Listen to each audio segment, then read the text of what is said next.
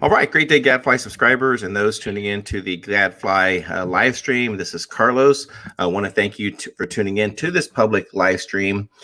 Please make sure to go check out the gadfly.vhx.tv. That's our main site there. You can find out about our subscription-based services. And excited, the last few weeks we are getting some new subscribers as people are navigating to valuable information that they can get and obtain through our various contributors to our site. You can also find our work over on our Twitter handle, which is at the Gadfly MCN, and our Facebook page as well. We occasionally post content there. Today, very excited to be joined by London Paul of the Series Report. You can go to theseriesreport.com. We'll find all kinds of great articles, and then also about Paul's individual work, which is his premium content and his daily podcast. So, Paul, great, happy. What is it, Tuesday? How are you, sir? yeah. The weeks are fly by. Yes, I'm very well. And yourself? I'm doing great, Paul. It's very interesting times. There's a lot of aspects outside of the fiasco here domestically in the United States, the partisan politics that continues just to dominate the airwaves 24/7.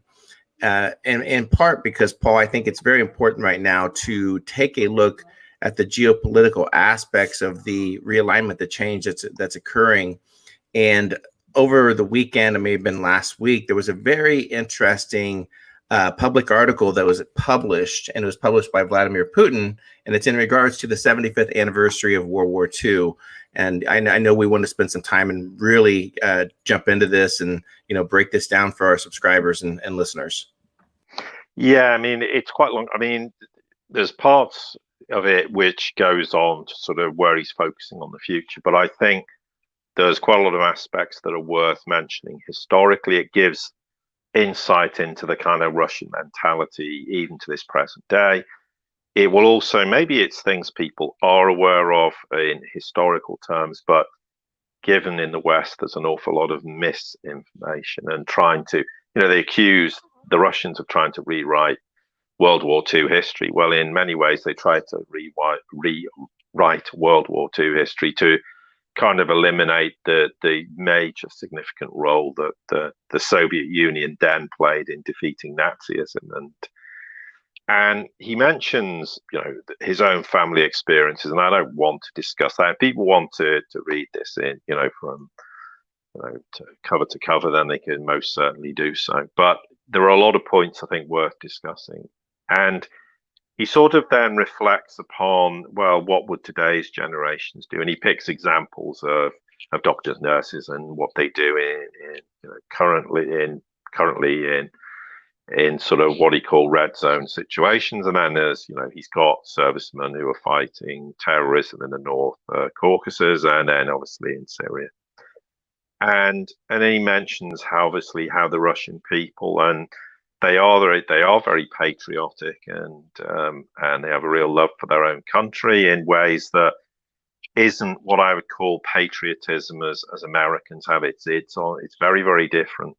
And anyone who's been to Russia will see that. But he starts to make some interesting points, because he says rightly we have a responsibility to our past, but then says to our future to do our utmost to prevent these horrible tragedies from happening ever again. Now, of course, immediately people jump to the conclusion that he's deeply fearful of World War III. And I personally don't see any evidence of any nation being particularly fearful of that outcome. They're not blasé about it. They don't dismiss it as never happening. Okay, they're not like me, who's categorically said for a long time, and there's no chance that will happen. But that's me, and I'm not a statesman, and I don't, it's a very different ball game for the Putins and obviously the Trumps, etc. of this world. But he is right in saying we have to eliminate, the errors we've made in history. And that's often one of the big problems we have in the world is,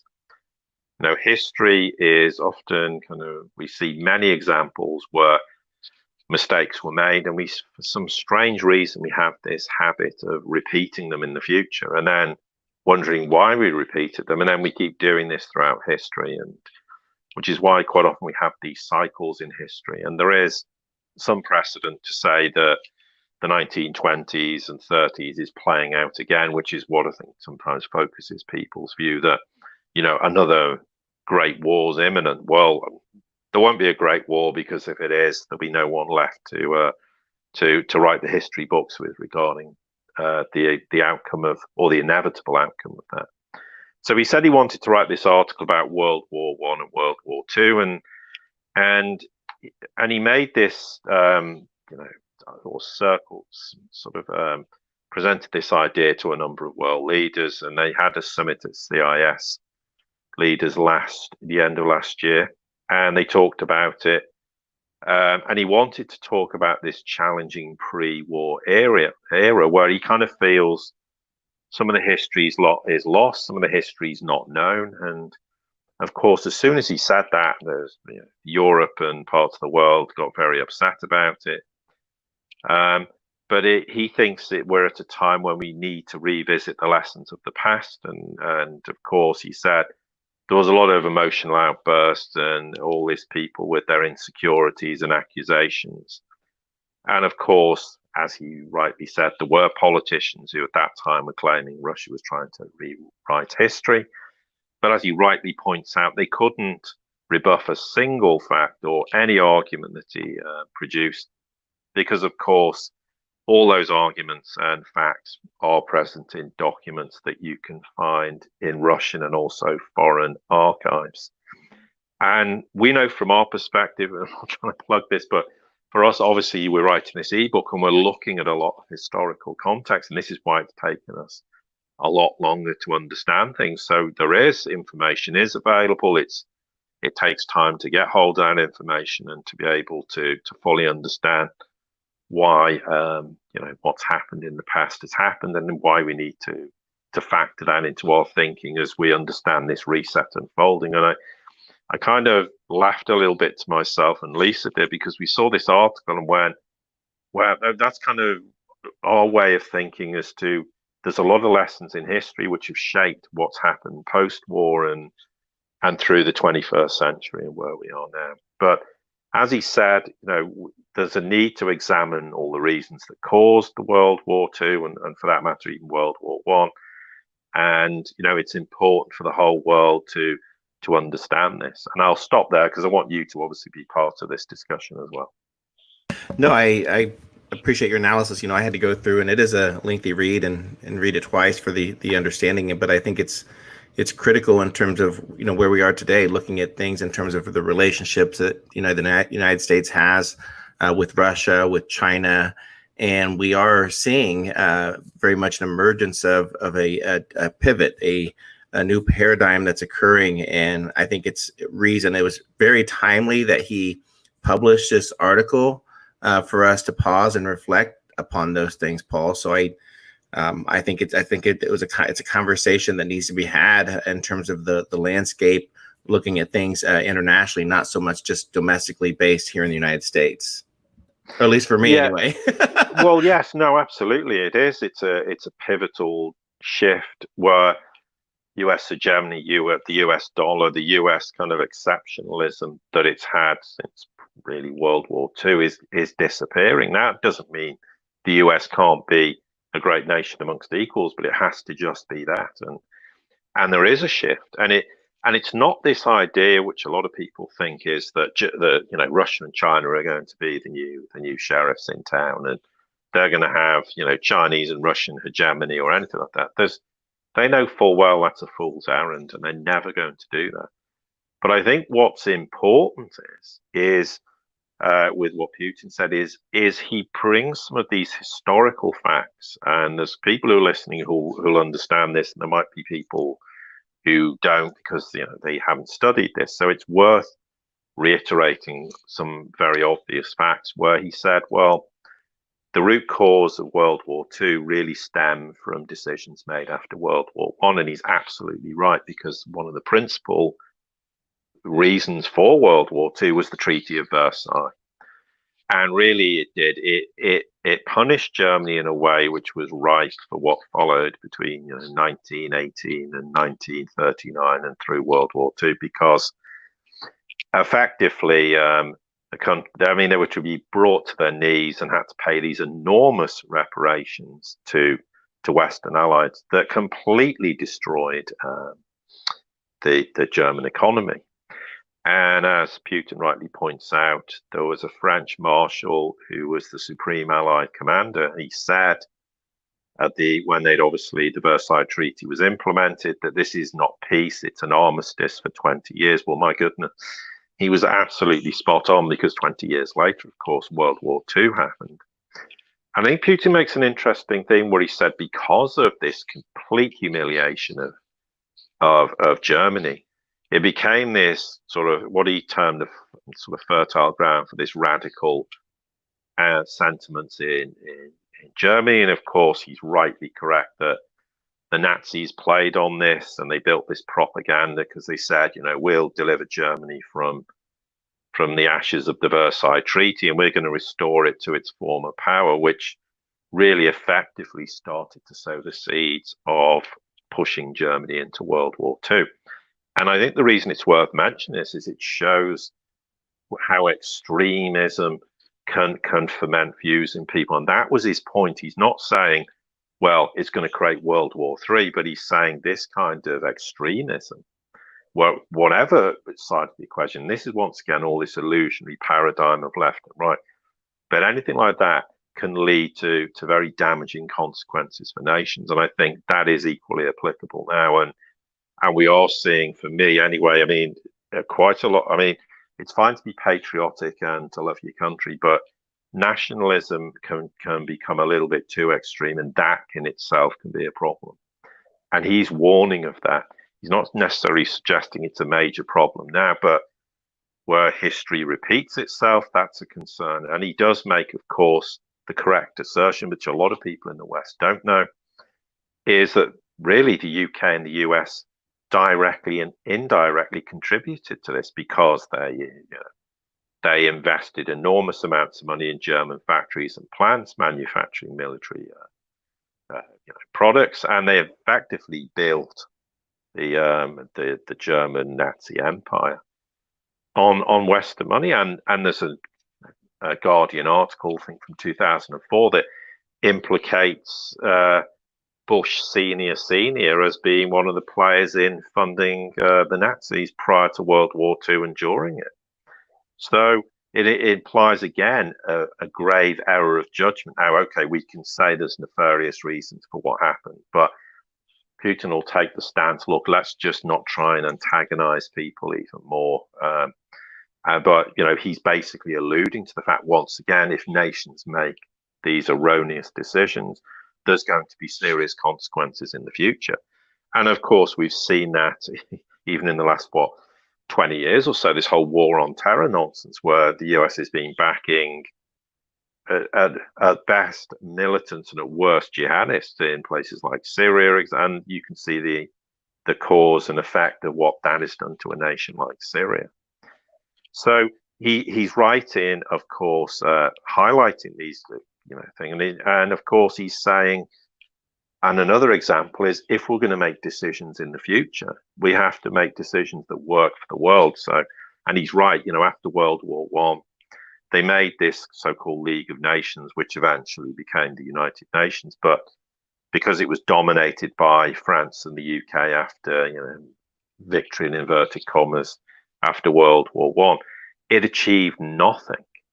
And, and in fact, in many ways, they, at the time, the Soviet Union, as it was then, was saying to Europe and the League of Nations, we need to establish some collective security. We need to put pacts together to prevent aggression in the world, because they were kind of mindful of what may happen in the future. And of course, that was completely disregarded. And the League of Nations was an abysmal failure, because it didn't deal with things like Japanese aggression in China. It didn't deal with civil war in Spain, and the list goes on. Anyone can look in history books to see what happened between World War I and World War II. And then, of course, he rightly makes the point that when Czechoslovakia was effectively partitioned, the League of Nations approved of this. And he then says, well, Poland was engaged in this participation of Czechoslovakia with Germany. I mean, look what eventually happened. Germany invaded Poland, which was the catalyst for World War II. But at that time, Poland wanted this partition of Czechoslovakia and knew without Hitler they couldn't achieve it. But again, there's another example of an abysmal failure in history, because they sought his help in one sense, and the partition of Czechoslovakia should never have happened. But that whole thing was another trigger and made this World War II this kind of inevitability. And he's absolutely right. And this is where we talk about Western nations rewriting history, because he says, well, European politicians and the Polish leaders, they just don't want to talk about the partition of Czechoslovakia. It's like, it never happened. But of course, it absolutely did happen. And it's another sort of cause and effect with regards to the fact that that should never have been allowed to happen. And Britain and France, of course, were at the time the main allies of what was the Czechs and the Slovaks. And they really just didn't do anything anyway. And in a way, they were kind of abandoning their responsibilities. And in a way, they were kind of thinking, well, at that point, well, yeah, the Nazis are a problem, but let's make it the Soviet Union's problem and not ours. So we'll have this kind of appeasement, because maybe the Third Reich will leave us alone and won't have anything to do with Britain, etc. And then, of course, the other problem is that all these European nations didn't want to then pay attention to the problems Germany posed, because they were just thinking, oh, it'll be someone else's problem, and we can leave the Russians to deal with this, and they can have a war with Russia if necessary and leave us alone. And again, it's that complete lack of understanding. Now, of course, there's a lot in history that suggests there was a lot of nefarious things going on, and we haven't got time to discuss that, but most certainly there are evidence. One example Putin does rightly highlight is that there was intelligence reports that in the summer of '39 there was some contact going on between Britain and Germany, and to this day the records of that have never been released. And the question is why? Now, of course, as we know, Russia did sign this, or Soviet Union did sign this non-aggression pact with Germany. What I think is important, and with Putin, is he acknowledges the fact, I mean, no one's going to defend Stalin in history. I mean, and there was all these, he said the crimes committed against his own people and the horror of mass oppressions. And as he said, you can't defend any of this. But as he said, the poor understanding of the nature of external threats was something at least Stalin did right. They saw, obviously how attempts were made to leave the Soviet Union to deal with Germany and its, allies, which would have been the likes of Italy and Japan. So it's good that at least he acknowledges, the problems associated with the fact of why things weren't done the way they should have been. And there was complacency and there was sort of arrogance that it was somebody else's problem. And of course, then there's this whole thing historically where, and sadly it is true, at the start of World War II, if the French and British divisions had actually stood up against German divisions, Germany actually admitted the war would have been over and they would have never progressed. But Britain and France just rather arrogantly did nothing, which gave Germany the incentive to carry on. And therefore, again, it's another example where if they'd actually bothered to do the things they were supposed to do, then obviously in that situation, probably the outcome of World War II would have been very different. And therefore, also just what is worth mentioning is the fact that, again, Germany signed this non-aggression pact with what was the Soviet Union. The Russians refused to be drawn into it. And of course, then we had Operation Barbarossa, which was the invasion of Germany by the Nazis, and which was, of course, from Germany's perspective, insanity. But I mean, ultimately, it probably was really the reason why the Nazis lost the war. It took another 4 years for that, or nearly fold. But they, fighting wars on two fronts, of course, was insane. But at least he's acknowledging as well the fact that every side made mistakes, and everybody has to take responsibility for different things with regards to World War II, and that they made these horrendous mistakes. They thought they could be outsmart each other and secure all these unilateral advantages for themselves, but somehow avoid an impending global catastrophe. Well, if we look at where we are now, it's not talking about World War III, but that's another example where there are, elements of the European Union or the US, and they're all thinking they can outsmart each other and somehow secure some advantage, and they're ignoring the bigger picture of what's important.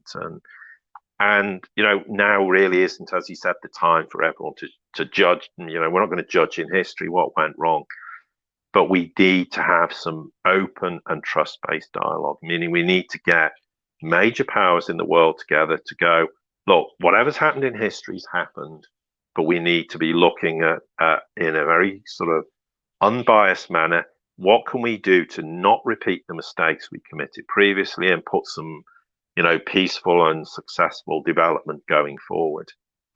But he rightly says, and this is true, and I'm sorry to say the US is probably the worst example of this, he says many nations are not prepared to work towards this. They sort of still want to have this sort of hypocritical, politically motivated declarations, and where effectively the European Union last year tried to sort of suggest that, somehow erase Russia from World War II history, and it challenged, of course, the conclusions of Nuremberg, and therefore it was just crass hypocrisy. But obviously he's absolutely correct. The way forward is that that there has to be this inclusion, and I think probably what is quite interesting really was, he talks a lot about the history and what went on, and how in history, Roosevelt and Churchill praised Russia's efforts. And to put this in context, 27 million Russian citizens lost their lives. To put that in context, that's 1 in 7 of the USSR people. The UK lost 1 in 127, and the US lost 1 in 320. This doesn't diminish, of course, the effort of what the UK and the US does, but it puts in context the enormous price that Russia paid as a result of World War II. And that's something that a lot of revisionists seem to try to pretend is not the case. And of course, there were all these conferences that were supposed to lay this foundation for the world. And okay, we've avoided World War II, but we've created a whole bunch of other problems, not least in the fact that Bretton Woods, the US deciding to seize the role of the world reserve currency, and then of course subsequently abused it. And now, of course, their abuse is so great that they've all but sacrificed that role going forward. But he also then starts to say, well, as much as there were faults with what happened at the end of World War II, he admitted we created these institutions. Okay, the institutions have failed in a lot of ways to do the job they did, but at least we haven't had a global war subsequently, which is absolutely true. Yeah. But then I think we'll stop there, because we sort of get towards the end of what he said, and there's a huge amount of things that are absolutely applicable to where we are now, and why it's extremely important that he makes these points. Yes, Paul, indeed, and you point out some great things, from the letter, the draft that he published in regards to that, and I completely agree. There's no need to necessarily sit there and dwell on the past. More importantly, taking a look at, I've often said that history may not always repeat itself, but it sure does rhyme several times. And you take a look at the course of events, where we currently are, Paul. I think it's time to have a pause, and he maps out, potentially how we could avoid any type of future conflict. But go right ahead, sir. Yeah, well, he makes the point, and this is true. How often do we see situations? And I recently drafted on my own podcast this kind of 20 or 30 points of what the US needs to do going forward. And I qualified it well. A lot of people will see this as pie in the sky or just, some sort of utopian dream. But he rightly says, even the most insurmountable contradictions, whether it's geopolitical, ideological, or economic, shouldn't be in any way prevent us from finding for sort of peaceful coexistence and interaction. And it is, there's got to be a desire to do this. Nations going to have to sit down and say, enough's enough. We can have a very simple world that interacts and works beneficially for each other. But it doesn't exist currently, but it's got to be down to the will. And I've always said it's like the adults in the room need to stand up and say, let's just do this, because the day we do this, we can tear up all these crazy desire to dominate and control other nations. And this is the problem, that there's, particularly the US, and I'm not just the US, but the US has this mentality: you're with us or you're against us. You can't disagree with us on anything, otherwise you're the mortal enemy. And that kind of attitude has to change. They have to learn to find ways to bridge these contradictions or disagreements. And he's right, absolutely right, for very different reasons. If we look historically 100 years ago, when we went through the whole era of the Great Depression and all the upheaval after World War One, and then everything that happened, and we don't need to go into that, but he's right, for different reasons, we're in this very turbulent period. As he said, everything is changing. And he mentions the global balance of power, which it absolutely is. Whether the US wants to believe that or doesn't is irrelevant. It's reality. And then he talks about all the influence to social, economic, technological foundations of societies, nations, and even continents. Well, without slapping ourselves on the back too much, and that's precisely what we've been talking about ourselves for many years. There is this big change, and we've tried to sort of introduce this so people are become aware that it is. I've called it a paradigm shift, and it's not even a once in 100 years. For me, this is a once in 1,000 years change. That's for me how fundamental it is. And of course he's right. And this is what drives fear into people, is because when you have this big shift, as we're seeing in every sphere of our lives and across the entire nation's continent, almost it's never happened really generally without major military conflicts, because there's always then this power struggle, because someone wants to build this new global hegemony or hierarchy. Now, of course, he rightly says, due to political figures of allied powers, we've created a system that's restrained us from these extreme, what he calls manifestations of such objective competition, and that's prevented it. And he's absolutely right in that sense. As much as we can be hugely critical of nations, we've never, contrary to a lot of people who think that the world's been on the edge of nuclear war several times, it hasn't.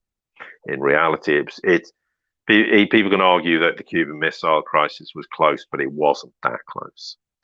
But then he also said it is a duty of ours, all those who take political responsibility, and primarily representatives of the victors' power in the Second World War, to guarantee that this system is maintained and improved. So he's then said, well, as what happened at the end of World War II, we need to demonstrate political will and discuss the future. So what he's arranged is, with Xi Jinping, Macron, Trump, Johnson, and obviously himself, they want to hold a meeting of the leaders of what are called the 5 nuclear weapon states and permanent members of the UN, or of the UN Security Council. And they want to have a face-to-face meeting as soon as possible. Well, for me, I think it's probably 20 or 30 years overdue, but hey, better late than never. But the important thing is, if they have this meeting, they need to go in with it, not with Britain's view, well, Russia's always trying to undermine us, China's now trying to economically undermine us. It's the same with Trump.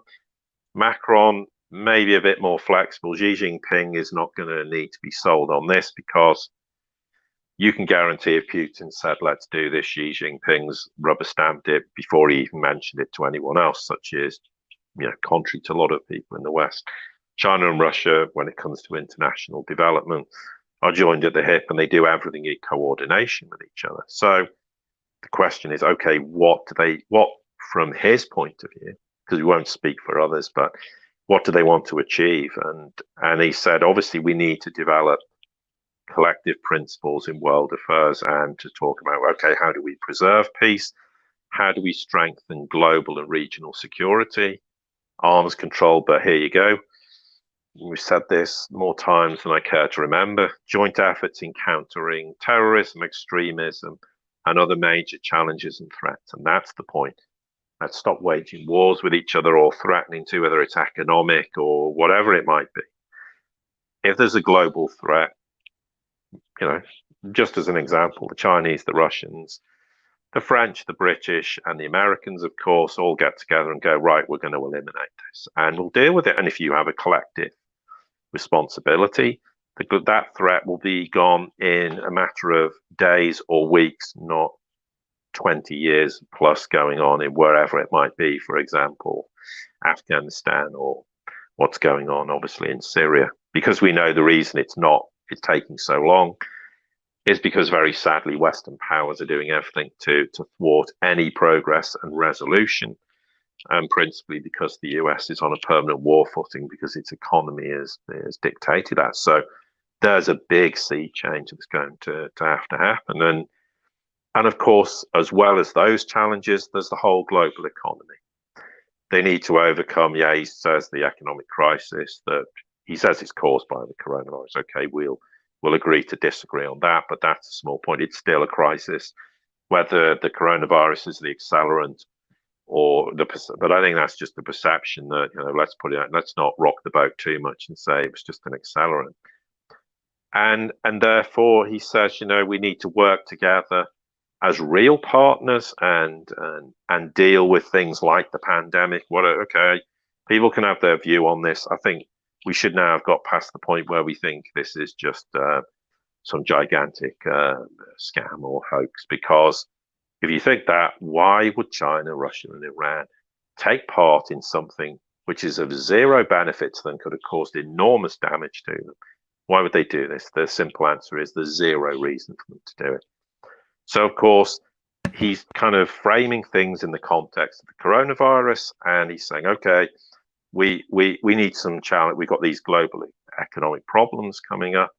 So what he's effectively saying is, we know there's a global, you can call it a reset, whatever you want to call it, doesn't matter. There's this big change coming. It's the end of the dollar. It's the birth of a whole new sound monetary system. It's the birth of a whole new sort of way of conducting trade, which has been moving from east to west and is kind of somewhere stuck in Europe at the moment, with European nations more worried about what the US will do to them instead of doing what's in their best interest. But again, he's pointedly saying to the US, you need to end this idea that you're going to use the dollar as this instrument of confrontation. Okay, he says as well, we have to deal with environmental things and climate change. Okay, people have lots of different views on what climate change will be. I think there's the extremely ridiculous way of saying about climate change, but I think there's certain things globally we can do and should do which would benefit all humanity and isn't about imposing onerous taxes on people or imposing some ridiculous constraint on people in terms of what they're allowed to do. I mean, it's the middle ground. It's the ground that finds the word. There's some good things we could do. I mean, obvious thing is the oceans are full of plastic. What the hell are we doing that for? And are we really at the point where we can start to phase fossil fuels out and have, for want of a better word, so-called free energy, and can we commercialize that? Therefore, that means, economies have to transition. But the great thing is we can have an abundance of energy, which means, for us, we don't pay enormous amounts on gas and electric bills. So, but how do you do this? How do we have this global consensus that sits there and says, well, I'm Russia, I'm heavily dependent on hydrocarbons for my economy. If I'm going to make these changes, what do we do collectively? Okay, what can these five nations start to get some blueprint rather than just China, Russia doing what China and Russia are doing and integrating the Eurasian axis. How do we bring the rest of the world into that equation? And he's right in saying we have to find some common answers to all the challenges and a commitment to a global alliance. And as soon as I say that, people say, "Oh, you mean a one world government?" No, it's not a one world government. It's mature adults sitting in a room going, okay, what do we need to do? We need to form a global alliance that deals with global problems and to start to have what I call this reboot in humanity's values and ideals and the things where everyone just grows up and says, okay, France has got this problem, Britain's got this problem, the United States has these challenges, which is going to have enormous ones. How can we work together with the US to transition away from the dollar as the world's reserve currency? Can we work as mature adults together? Trump was told this in 2016 before he became president, and for whatever reason, of course, it didn't transpire. And I don't totally blame Trump for that, although unfortunately he has to take some responsibility. But anyway, it's not about that. It's fundamentally as well regaining trust. And not only do nations, at governmental level have to gain that trust. When are we going to start getting people in the UK to stop thinking that Russia is trying to poison their people or cyber attacks or whatever else the British people think, or the Americans, and this anti-Chinese nonsense? These are the kind of things that have to end. And if we do this, we're going to have a much more stable world. We can have proper security, global security. We can have prosperity and the well-being of nations. And one of the final things Putin says, and he says, without exaggeration, it is our common duty and responsibility to do all this towards the entire world, towards the present and future generations. Absolutely. That really, in one sort of sentence, sums up what needs to happen. So we need to get these people, these leaders, to come to this summit. It's kind of like a sort of pre-finale of the reset world to address, okay, we're kind of at the end of a big phase of history since World War II and all the problems. Okay, we're not going to repeat the problems, but what can we do and how do we integrate them? And do you know what? If you pulled all the best minds of every nation and you actually had them governing countries and you had all these pooling of ideas, could you imagine what we could achieve in this world? It's staggering. Yeah. Because, it shows when you get one person who's able to do something and is able to influence people, just a person like you and I, CJ, you imagine if you could pull that collective and it needs to be, that's why I said this is a reboot of humanity in terms of our values, our ideas. And Putin's saying it's easy, we can do this, but we need to get over all this ideological problems, our desire to dominate and control. I mean, it's the 21st century. If we haven't by now started to realize how frankly primitive and Neanderthal it is to continue to behave this way, then we're our own worst enemies. And it's the duty of humanity in general to say enough's enough. We don't want this anymore. We want to work together. We want to build a world for the future. And it's there. It's waiting for us to grasp, because I don't care what the old media and all those want to say. This global governance, this cabal has failed. It's dead. It's just staggering along, waiting for the inevitable.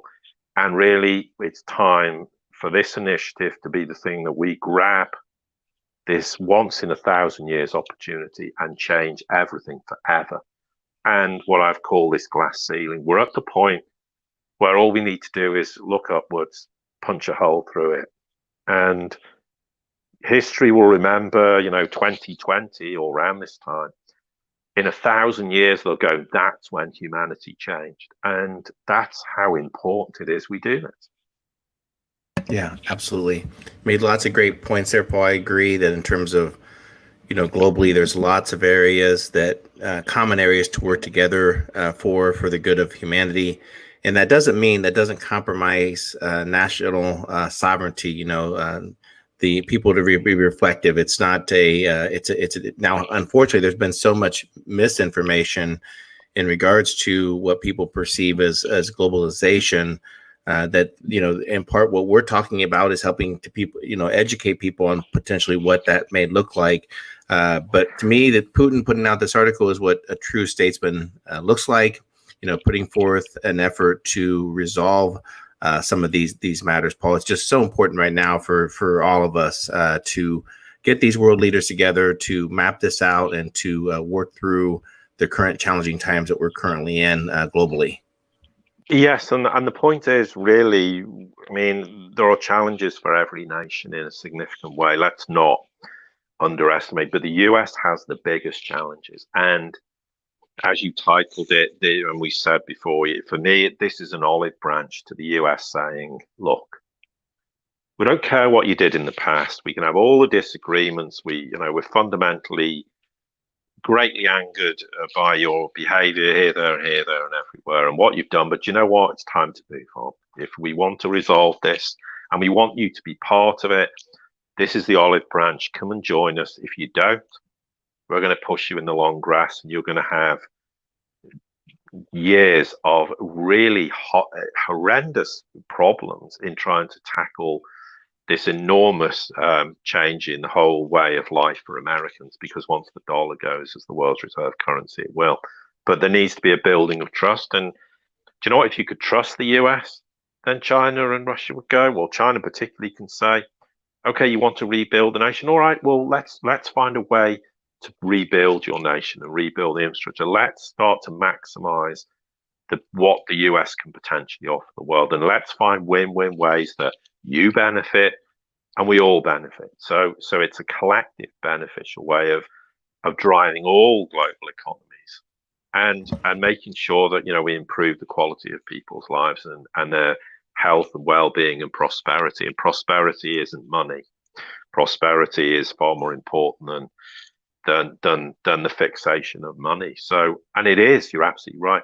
It's not nations losing their sovereign identity. It's actually enhancing sovereign identity. But, I'm very critical of this. I don't think this whole way the US focuses on patriotism is actually about sovereignty. It's a way to justify gung-ho US foreign policy. You can be very caring about your nature of your country. You can love your country. And okay, it's only a word, but I think it's a word that's been very badly abused by too many US administrations for too long. It needs to be let's move away from that. Let's move away. Yes, you can be proud of your nation and you want the US to be a great nation amongst equals, and the US needs to be a respected nation on the world stage, because trust me, the US is not respected on the world stage. And that, for me, is extremely disappointing, because if you get the US on the right and they actually do something constructive and positive, they're going to be hugely beneficial to the world. So there's lots of win-win situations, but the US doesn't need to lose its identity. The other thing, which I think is important, there's a very ideological mindset in Europe where they're terrified of nationalism in any way, shape, or form, because it reminds them of the rise of Nazism. That is what that's. So in a way, the European Union was constructed, well, okay, forget the nefarious reason, but from the European inward perspective, they have all these open borders and a one currency, and they go, we're all living in peace and harmony after spending, more hundreds of years always at war with each other, or different nations or groups of nations. And finally, we don't have that. And they're terrified that they'll lose that. And they're terrified of the rise of nationalism. Well, again, there's nothing wrong with sovereignty and caring about your nature. But again, you don't want the extremes of anything. The extreme far right perception is completely inappropriate. Extreme so-called far left is inappropriate. There's a middle ground that says we take the best things of real capitalism, real entrepreneurial activity, the real definition of stimulating growth in the country to benefit everybody. But there's also aspects of socialism, as people wrongly phrase it from my perspective, which would be great for the future of every nation, where We care for it. We have healthcare. We have a roof over our head. We have heating, lighting. We have sanitation and water and clothes on our back, and we don't have to break our back for 50, 40, whatever years of our life just to have the basic necessities and have that constant worry, which people do. Well, if I lose my job, I might lose the roof over my head. I might lose everything. I mean, there are people out there who've lost everything, who are through no fault of their own, are literally homeless or destitute. No nation should allow that to happen to anyone. But there are people say, oh, well, people will take advantage of that and don't do anything. No, that's part of the ideological shift away from you move into the middle and set people's expectations that you'll have opportunities, you'll be treated fairly, you'll be treated well, but you will never be deprived of all these basic necessities. And if you want to call it socialism, fine, call it whatever you like. But for me, until we have that situation globally, then we fail. We've absolutely failed. And my goodness, how much of the world still lives in abject poverty is appalling. So yeah, start to have global summits, start to pull continents in and say, enough's enough, or yeah, you're doing the right thing. How can we support you? And this project is something I no doubt China's probably got from their perspective a 50, 100-year plan as to how they think things need to be progressed from their perspective. And there needs to be a 50, 100-year plan that's totally independent of governments that says, okay, you've got to do your internal things, but from a global perspective, we've got all these challenges. We're going to meet all these requirements. We're not going to have nations objecting because they're childish or belligerent or self-serving or whatever is their reasoning for not wanting to cooperate, and just do this. Yeah, and absolutely. It's so frustrating because it's so easy to achieve. Well, and it is, and we need. That's why we made this a public live stream, is so that people that are listening to this can share this message. That call for this meeting of these powerful countries to come together to talk about this, to map this out for entire humanity. And Paul, we're not the only ones here at the Gadfly that are sharing the same message in regards to trying to bring get this meeting forged ahead, get it to occur. Just want to bring to people's attention that this weekend the Schiller Institute will be hosting a webinar, basically a conference. It'll be online, and they're kind of advocating for the same thing as far as this 4-Power Summit that needs to take place, and they're titling it "Will Humanity Prosper or Perish?" So RSVP for that, and you can listen to Helga Zepp-LaRouche talk about why this meeting is important, kind of like how Paul broke it down today. But check that out because again, I think this is a dire time, and we need to have these the countries come together and work on some of these solutions, Paul. Yeah, absolutely. And let's stop being like petulant little children. Let's actually just grow up and finally be adults. Yep, absolutely. Paul, thank you for an absolutely wonderful discussion. I will make sure to I already put the article in the link, but I will also do for the conference for this weekend. And I want to thank our Gadfly subscribers. We truly appreciate all the comments in our forums. And then also, if this is new to you, you haven't heard of our Gadfly multi-channel platform, please consider jumping over to the gadfly.vhx.tv. You can do a 30-day free trial and then learn about our membership program as well. Paul, thank you for a great discussion today. Really appreciate it.